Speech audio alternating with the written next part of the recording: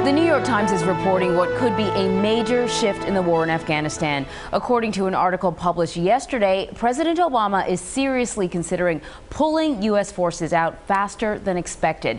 The current plan is for most combat troops to withdraw by the end of 2014, but leave a small force behind. The Times says the president is also giving serious thought to a zero option, which means no American troops will stay in Afghanistan after next year. The article notes Mr. Obama's relationship with the president of Afghanistan, Hamid Karzai, has reached a new low. So joining us is retired Army Major Mike Lyons, CBS News Military Analyst, to talk about this. Mike, thanks for joining us. Good morning, Emery. So this is very interesting. The plan was to have most U.S. troops out by the end of 2014, but to leave a small security force there. And now it looks like everything's falling apart. If the president goes for this zero option, all U.S. troops are out by the end of 2014. What sort of effect is that going to have on the players involved, the U.S., the fledgling Afghan government, and the Taliban? Yeah, so many unintended consequences likely come from the situation. First of all, you have NATO troops there as well, from Germany, Italy, other organizations there. They'll likely pull out as well. There'll be no infrastructure, military organizations that are going to support the Afghan security forces or the Afghan government. What they'll lose is intelligence collection, that processing, any kind of that over-the-horizon type intelligence that we've been giving them right now. What's changed on the ground, I don't know, but if this is a reaction between two individual leaders, to change the strategy like this is pretty significant, to go from, let's say, 5,000 to 7,000 troops we were keeping there to zero, which means we're done, we're out of there completely. Yeah, I mean, there were supposed to be negotiations between the U.S. and Afghanistan, the Taliban and the U.S. and last month, and things just sort of fell apart. Hamid Karzai is very upset about some of the moves that the Taliban has made, opening up an office in Qatar and flying a flag that he thought was disrespectful. I guess my question is, what has gone wrong here? Yeah, I think, again, from the military's perspective, we've been very supportive, and the Afghan security forces have been actually stood up very well.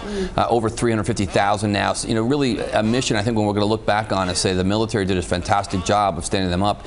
And maybe the president feels that they're better than we thought they were going to be, and they're going to have this capability to protect not only his government but himself. And he's going to face an election here in the spring of 2014, making sure that's legitimate as well was another key aspect of the military's mission, the U.S. military's mission. So, again, a lot of other things are going to happen if we decide to pull all these troops out in the next 18 months. Indeed. So let's move on to the other big story. The Associated Press has obtained a study taking a look at the department called the Joint POW MIA Accounting Command. They're responsible for finding missing in action soldiers and bringing them back home. The study is scathing, calling the department acutely dysfunctional, on the verge of becoming a total failure. Give us some of the highlights, or lowlights, I guess, of this study obtained by the Associated Press. So JPAC is what they're called internally by the military. It's about a 400-person organization, has both civilian and military personnel assigned to it.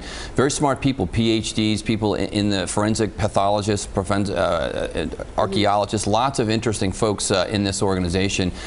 They've also endured the hardship themselves. They had, during one investigation, they had a plane crash, lost a few crew members going back 10 or 15 years. Led by a two-star major general right now, and with a $50 million budget, everything's being scrutinized. This was an internal report written by one of the individuals who has been there for a long time as a consultant. They never thought it was going to get out, so perhaps that's why he was so scathing with it. But again, he's outlined some things that they just aren't getting any results. I think that's kind of the key here. With over 80,000 people still unidentified, missing from wars, from World War II, Korea, and about 1,600 from the Vietnam War, I think that they wanted to get some kind of results, and Congress is not happy, and they're not happy they're not getting what the results. The study talks about boondoggle trips to Europe, a case with North Korea, probably presenting them with bones that weren't legitimate. It's very, very critical, but I understand as well that there are some serious challenges when you talk about getting back the remains of soldiers going all the way back to World War II. Yeah, one of the situations they should fix right away is the database itself. The report says that they haven't identified who's supposed to be in the database, who's missing. You have soldiers or sailors and airmen that crash landed into the sea. They're considered entombed. You know, there's not a lot of likely that we're going to recover those remains. But if you look on the land, right, so Germany is someplace in Europe is where we'd likely have a lot of access to any kind of missing individuals. There's 70,000 people still missing from the Second World War. However, you look at Vietnam, we still don't have access to some very thick jungles there. You look at North Korea, we surely aren't invited into North Korea to look for these remains. So again, if you bring this all to light, they do have a tough mission, but I do think they've at least got to start with some very good data, and I think that's one of the things that they're a problem with. Major Mike Lyons, a CBS News military analyst, thanks so much for joining us this morning. Thanks, Anne-Marie.